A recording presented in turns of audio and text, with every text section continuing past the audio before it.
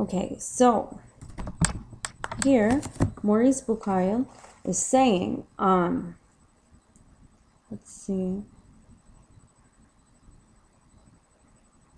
I knew from translations that the Quran often made allusion to all sorts of natural phenomena, but I only had a summary knowledge.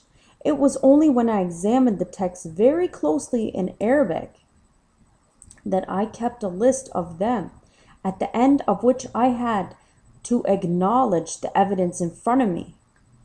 The Quran did not contain a single statement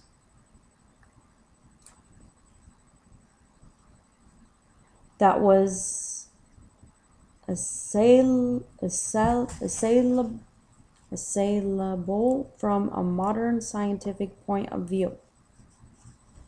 I repeated the same test with the Old Testament and the Gospels, always preserving the same objective outlook. In the former, I did not even have to go beyond the first book of Genesis to find to find statements totally out of keeping with the cast iron facts of modern science. On opening the Gospels, one is immediately confronted with a serious problem. On the first page, we find the genealogy of Jesus, but Matthew's text is in event contradiction to Luke's on the same question. There is a further problem in that the latter's data on the antiquity of man on earth are incompatible with modern knowledge. The existence of these contradictions, improbabilities, and incapabilities does not seem to me to detract from the belief in God. They involve only man's responsibility. No one can say what might be original to the text, or identify imaginative editing, deliberate manipulation of them by men.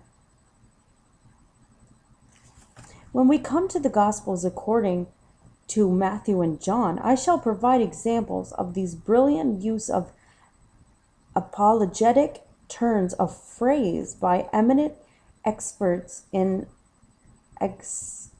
exegesis. Often the attempt to camouflage an improbability and a contradiction, prudishly called a difficulty, is successful.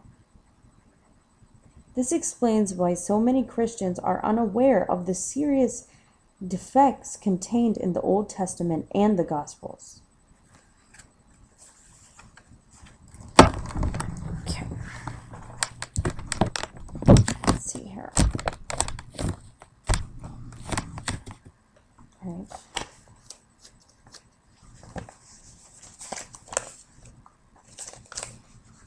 All right. Who is the author of the Old Testament? One wonders how many readers of the Old Testament, if asked the above question, would reply by repeating what they had read in the introduction of their Bible. They might answer that even though it was written by men inspired by the Holy Spirit or Ghost, the author was God. Sometimes the author of the Bible's presentation confines itself to informing the reader with this observation, which puts an end to all further questions. Sometimes he corrects it by warning him that details may have been added by men to the primitive text, but that nonetheless the liturgious character of a passage does not alter the general truth that proceeds from it.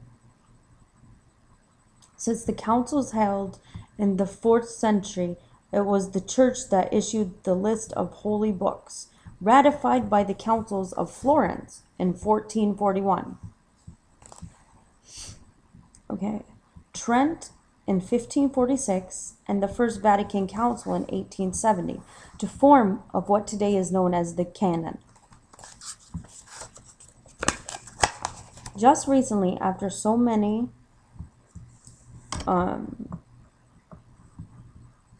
editing, the Second Vatican Council published a text concerning the revelation, which is extremely important. Let's see, hold on. It took 3 years, 1962 to 1965, of strenuous effort to produce.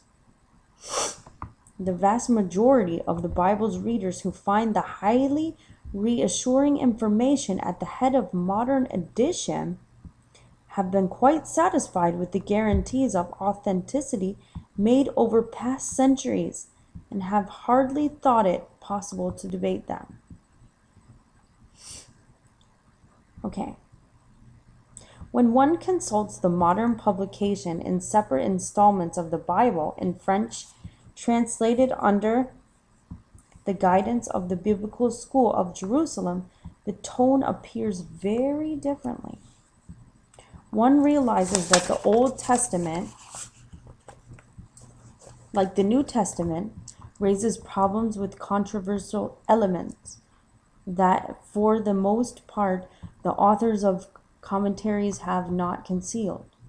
We also find highly precise data in more condensed studies of a very objective nature, such as Professor Edmund Jacobs' study, The Old Testament. This book gives an excellent general view. Many people are unaware that Edmund Jacob points this out, that there were originally a number of texts, not just one. Around the 3rd century BC, there was at least 3 forms of the Hebrew text. The text which was to become the Masoretic text, the text which was used in part at least for the Greek translation, and the Samaritan Pentateuch. In the 1st century BC, there was a tendency towards the establishment of a single text. But it was not until the century after Christ that the biblical text was definitely established. Apart from the Dead Sea Scrolls, the cave of Qumran, dating from a pre-Christian era near the time of Jesus, a papyrus of 10 Commandments of the 2nd century AD, presenting variations of the classical text, and a few fragments from the 5th century AD. Geniza of Cairo, the oldest Hebrew text of the Bible, dates from the 9th century AD. The Septuagint was probably the first translation in Greek. It dates from the 3rd century BC and was written by Jews in Alexandria. It was on this text that the New Testament was based. It remained authoritative until the 7th century. The basic Greek texts in general used in the Christian world